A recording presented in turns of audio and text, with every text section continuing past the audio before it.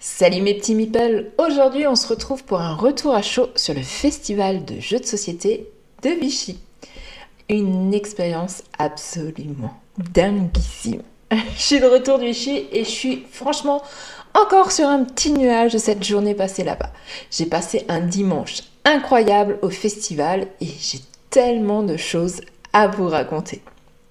Avant de vous plonger dans le détail, sachez que je vous prépare aussi un vlog avec plein d'images du festival. Enfin, j'espère, plein d'images. Autant que mon téléphone a bien voulu avant que la batterie me lâche pour que vous puissiez vous immerger complètement dans l'ambiance de ce festival. Mais là, on va se concentrer sur mes impressions à chaud. C'est parti.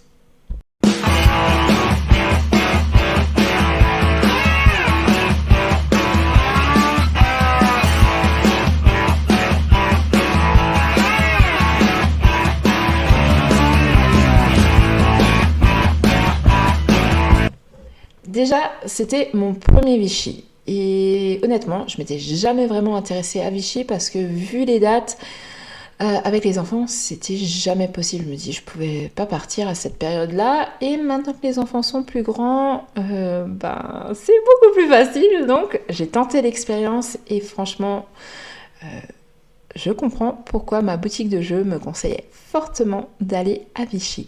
Je suis arrivée à ce festival en touriste, c'est une première aussi, j'ai fait que des premières là. D'habitude, je prépare toujours ma venue sur un festival avec un petit carnet, avec les maisons d'édition qui sont là, les jeux qu'ils vont proposer, un code couleur pour pouvoir faire un retour après et faire ma liste, savoir ce que j'ai aimé, est-ce qu'il faut que je rejoue à certains jeux parce que c'est l'effet festival qui m'a l'a fait aimer, ou, voilà, ou parce que j'étais pas sûre, ou voilà.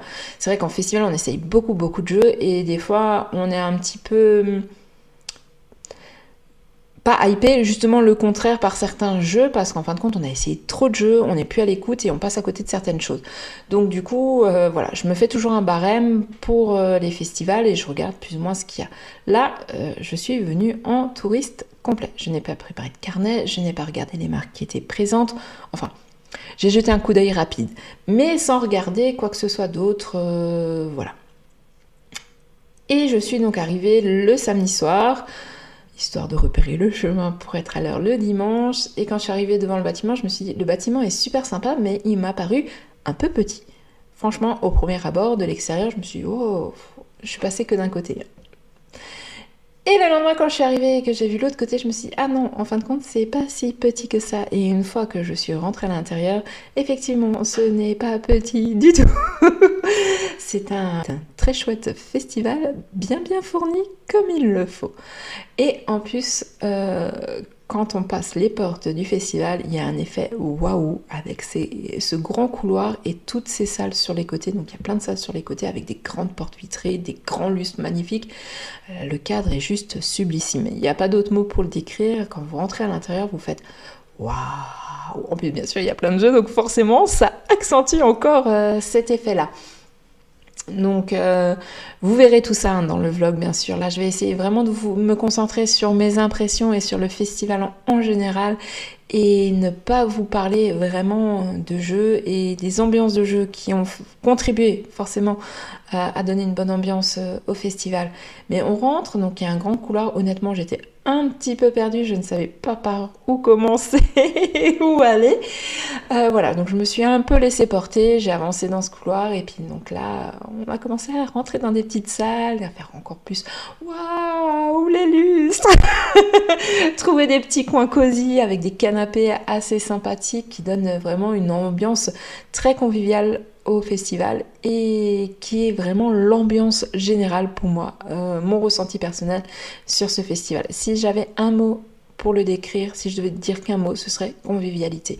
J'ai été vraiment très agréablement surpris par cette ambiance. Le cadre, il joue certainement, mais même, je trouvais les gens conviviaux. Il n'y a pas d'autre mot, détendu, vraiment tourné dans l'échange. Et ça, c'était vraiment très agréable. J'ai croisé plein de monde, des gens que je connaissais, des gens que je connaissais pas du tout. Et j'ai échangé de la même façon avec les gens que je connaissais et les gens que je connaissais pas du tout. Et donc j'ai trouvé ça vraiment super parce que effectivement j'adore aller en festival pour jouer, mais quand je vais en festival pro, ce qui était là le cas de Vichy et de temps en temps quand j'arrive à aller à Cannes sur les premiers jours, dans l'ambiance pro est complètement différente en général d'un festival ambiance publique.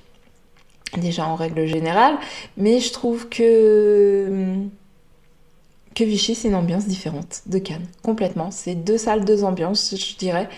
Alors, pour resituer, hein, un pro, ça veut dire principalement les boutiques. Hein, que ce soit, quand je dis les boutiques, c'est les boutiques spécialisées, mais ça peut être aussi les boutiques... enfin, c'est des boutiques spécialisées, mais ils ne sont pas spécialisés dans le jeu de société. Par exemple, les jouets clubs et ce genre de magasins spécialisés dans le jeu en général. Je crois avoir vu passer aussi des gens de chez Cultura. Voilà, donc les boutiques jeux, les boutiques en général qui vendent du jeu, les associations et les ludothèques au même niveau que les boutiques. Et bien sûr, dans ce genre d'événement, il y a tout ce qui est presse et créateurs de contenu aussi qui sont en général conviés. Donc voilà, c'est le public qui était là le dimanche, enfin qui était là les 3 jours, mais moi j'étais là que le dimanche. Et franchement, j'ai trouvé l'alchimie vraiment sympathique. Il y a ce côté, en fait, le badge, je ne sais pas. Je crois il y a 2 couleurs différentes, mais je crois que c'est différent pour les exposants et différent pour les gens qui viennent visiter. Mais il n'y a pas de catégorie, on ne reconnaît pas forcément au badge les boutiques, les associations, les créateurs de contenu, la presse. Voilà, donc je trouve que ça met tout le monde sur un même niveau et ça facilite les échanges, en fait, je trouve. Et ça donne un côté plus convivial, tout simplement. J'ai parlé avec beaucoup de monde. Honnêtement, certaines personnes, je ne sais même pas ce qu'ils étaient. Alors bien sûr, les gens qui sont en face de nous, qui nous expliquent les règles, on sait que c'est les gens qui travaillent pour la marque. Mais à côté, des fois, on discute avec d'autres gens qui font le tour avec nous. Alors vous avez donc à Vichy quelques tables. Vous avez je bafouille. Vous avez des marques qui ont des tables juste d'exposition pour vous montrer les nouveautés qui vont arriver. Donc, on a vu des jeux jusqu'à début d'année prochaine. J'ai même vu un jeu en proto qui est prévu pour le mois d'avril. Mais c'est principalement des jeux qui vont arriver dans la fin de l'année, voire début d'année 2025 qui sont sur les tables. Et il y a certaines marques qui ont un petit peu plus de tables ou qui ont choisi en fait plutôt de faire jouer les gens. Donc il y a des tables où vous pouvez jouer, il y a des tables où vous ne pouvez pas jouer, il y a des tables où c'est juste des tables d'exposition où vous pouvez faire le tour. Par exemple, je vais prendre l'exemple de chez BlackRock. Parce que je passais un petit moment chez BlackRock. Il y a tout autour de leur emplacement des tables avec juste les jeux posés où vous pouvez voir avec des triptyques. Oui, je crois que ça s'appelle comme ça. Des triptyques avec les informations de base de jeu, mais vous avez aussi des tables où vous pouvez vous asseoir et jouer. Donc c'est vraiment assez sympathique et je sais plus pourquoi je disais ça. Donc il y a les... Oui, voilà. Donc vous avez un petit peu de tout sur le festival. Honnêtement, moi en étant restée qu'une journée, vous vous doutez bien que je n'ai pas beaucoup joué. J'ai plutôt découvert et je me suis laissée porter et regarder un petit peu ce qui se passait. Je n'ai malheureusement pas pu tout voir sur la journée. Il y a des marques, des éditeurs que je n'ai absolument pas vus. Il y a des jeux que je voulais voir. Il y a un jeu que je voulais voir, que je savais qu'il était là-bas, mais que je n'ai pas trouvé. Je pense que je suis passée à côté. Il y avait tellement de choses à voir que je suis passée à côté. Pareil, je pense que je suis passée aussi à côté de personnes avec qui je discute d'habitude sur les réseaux. Si je vous suis passée à côté, que je vous ai pas salué, je m'en excuse. C'est pas que je vous ai snobé, c'est soit de une, je suis pas toujours très physionomiste, non, je vous ai pas reconnu. Soit de deux, j'étais tellement concentrée sur les jeux qui étaient devant moi que je vous ai pas vu. Donc, je m'en excuse, je suis désolée. Je voulais pas vous snobber, c'est juste que j'étais trop concentrée sur les jeux. ou que je vous ai pas reconnu, ça c'est possible. Mais quand c'est comme ça, n'hésitez pas. Hein. Si vous me croisez, vous venez me saluer, vous m'interceptez et vous me dites salut Jessica ou salut Snissy, c'est comme vous préférez. Enfin bref, mais vraiment, j'ai discuté avec beaucoup de gens, que ce soit des éditeurs, des boutiques, je pense, en fait, avec plein de gens. Il y a des gens, je ne sais même pas qui ils étaient, j'ai pas regardé les badges, et puis en fait, on s'est retrouvés ensemble à écouter des explications de règles et à échanger spontanément. Il est dur à dire ce mot. Et parce que du coup on faisait le tour, par exemple chez BlackRock, ça a été le cas, on a fait le tour des tables qui étaient mises à disposition pour présenter les jeux. Et alors il y avait des gens qui pouvaient vous faire visiter, sauf que nous on est arrivés entre deux et on n'a pas voulu prendre en cours pour pas déranger. Et on a fait un petit tour comme ça, juste entre nous, et puis du coup on a croisé d'autres gens qui faisaient la même chose, et puis du coup, ah vous avez vu ce jeu-là, ah ouais, ça joue comme ça. En fait, spontanément les gens expliquent après, moi j'ai vu ce jeu-là, on me l'a expliqué, si c'est plus ou moins ça. Ah ouais, moi celui-ci je l'ai vu, c'est plutôt ça. Voilà, vraiment beaucoup d'échanges, ça parle jeu partout. Il y a des petits coins pour se poser, pour aller boire un café, boire un thé ou du jus d'orange, et avec des tables. Là pareil, il y a plein de gens assis qui discutent jeu, autour des tables de jeu, ça discute jeu, ce qui est normal. Voilà, il y a des gens qui sont toujours disponibles pour vous expliquer les jeux, vous les présentez. Il y a beaucoup de monde au niveau des marques qui sont disponibles et présents. Il y a des jeux partout parce que vous avez des jeux qui sont juste en présentation, mais après vous avez des tables où vous pouvez aller jouer, où vous retrouvez certains jeux où il y a des gens aussi qui sont là disponibles pour vous lancer dans la partie. Après c'est aussi ce que j'aime bien dans le côté pro. Quand je vais en pro, je vais pour découvrir ce qui va sortir et avoir un aperçu du jeu. Pas forcément pour jouer à 100% au jeu. Donc ce que j'aime bien avec le côté pro, c'est qu'on se retrouve souvent avec des gens qui veulent pareil, qui sont là pour la même chose et qui veulent faire 1 ou 2 tours du jeu pour voir la mécanique, voir le ressenti, voir s'ils vont avoir le public adéquat pour ce jeu-là, que ce soit une boutique ou une association, hein. Ou même que ce soit un créateur de contenu, voir si autour de lui il a le public pour pouvoir jouer et pour pouvoir après parler du jeu correctement.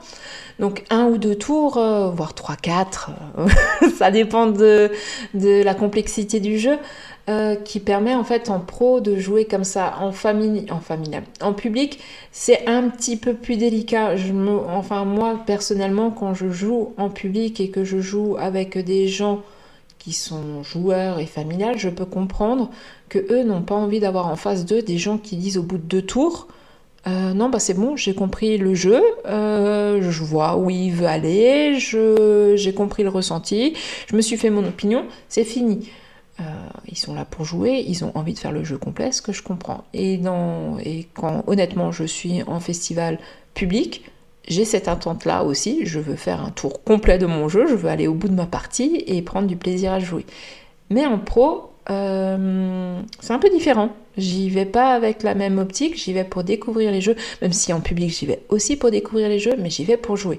Là, j'y vais vraiment pour découvrir et voir ce qui m'attend, pouvoir lister plus ou moins une priorité de jeu à faire entrer dans l'association parce que je sais qu'il va y avoir des incontournables que les gens vont vouloir essayer avant de les acheter après ensuite pour chez eux, donc il va falloir les rentrer.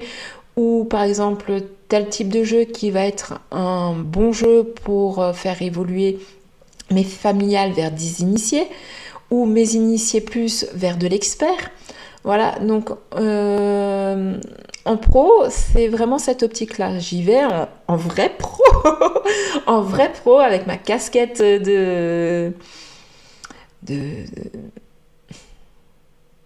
avec ma casquette de présidente d'association et ma petite casquette de créatrice de contenu. Mais j'y vais pour savoir dans mon budget, voilà, il faut que je budgétise tel jeu et tel jeu qui vont pour être pour moi, pour les membres de mon association, vont être des incontournables. Après, il va y avoir les incontournables que, surtout qu'on arrive en fin d'année, que je vais glisser sur ma liste de Noël perso, voilà, mais voilà, en pro, j'ai vraiment envie de découvrir le plus de jeux possible, et en public, je vais avoir envie de jouer le plus possible à des jeux, ce qui est deux ambiances différentes, et en fait, dans ce pro, le fait que de se retrouver qu'entre pros, il y a un petit peu ce même objectif qui facilite aussi, je pense, les échanges, et qui fait que on échange. Ah bah je sais pas, je me suis retrouvée avec d'autres présidents d'associations qui disaient ah bah celui-ci chez nous il a fait un flop.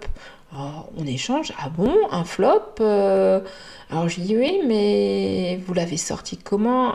Parce que chez moi il a fait voilà, un carton, on le ressort très régulièrement, il a une bonne expérience de vie parce que c'est un jeu qui a quand même 3-4 ans, et qu'on ressort régulièrement.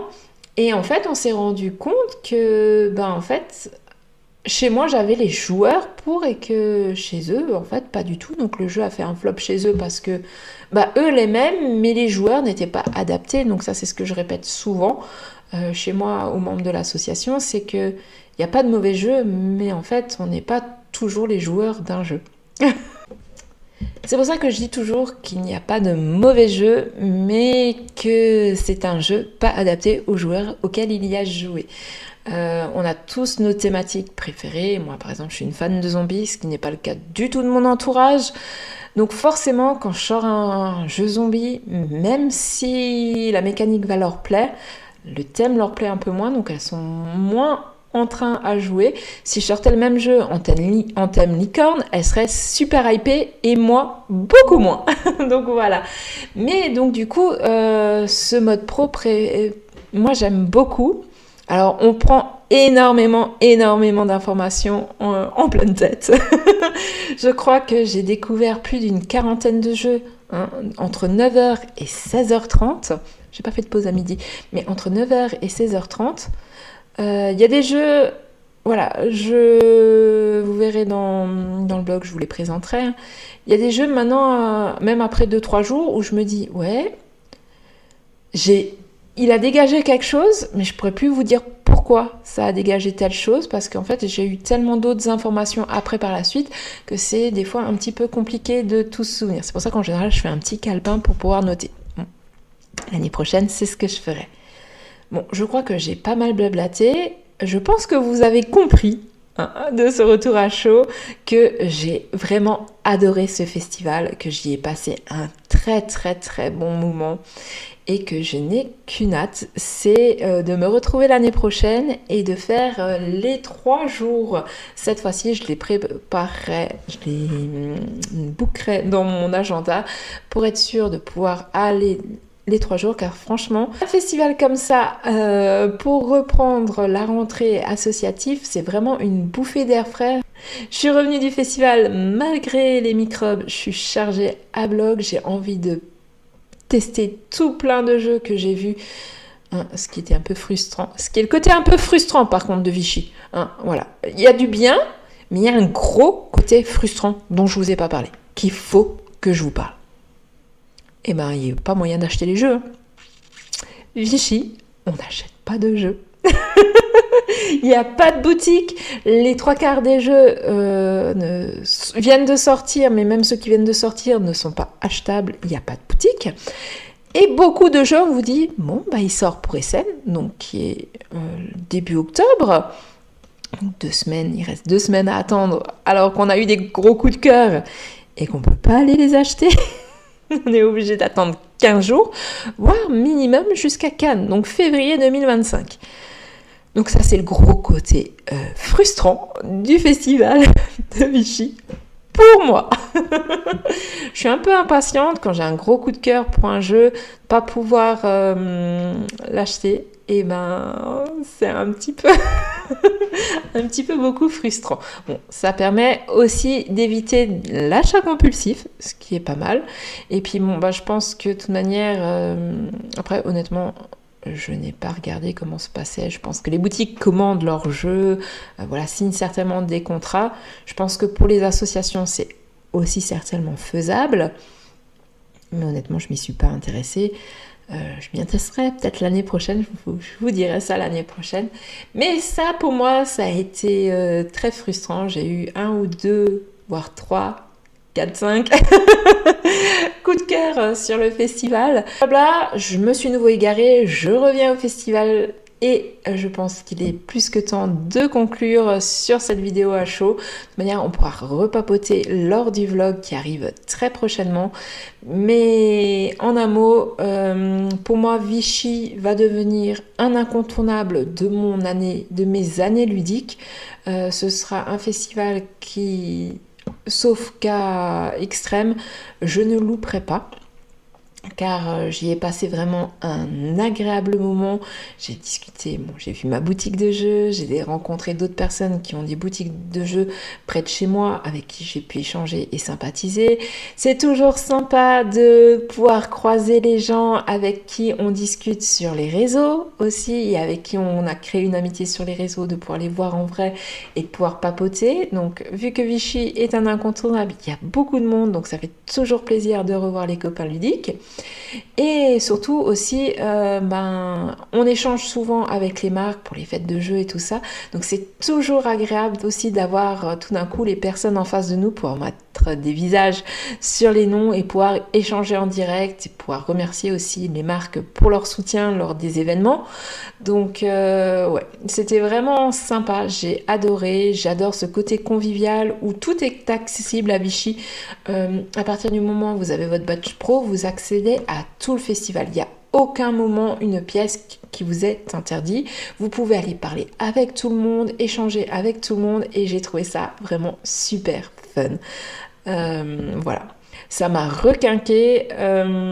J'ai envie de faire découvrir plein de nouveautés à mes membres parce que je sais que c'est des jeux qui vont leur plaire, que c'est leur jeu. Et puis du coup, j'ai aussi hâte de vous parler des jeux que j'ai découverts. J'ai eu des vrais coups de cœur. Et voilà, j'ai hâte de vous partager tout ça. Ça m'a boosté à fond et j'ai qu'une hâte, c'est d'être septembre l'année prochaine pour y retourner. Bon, on va laisser passer quand même toute l'année et en profiter. Mais franchement, pour moi, il rentre largement dans mon top 3 de festival et j'ai vraiment hâte d'y retourner.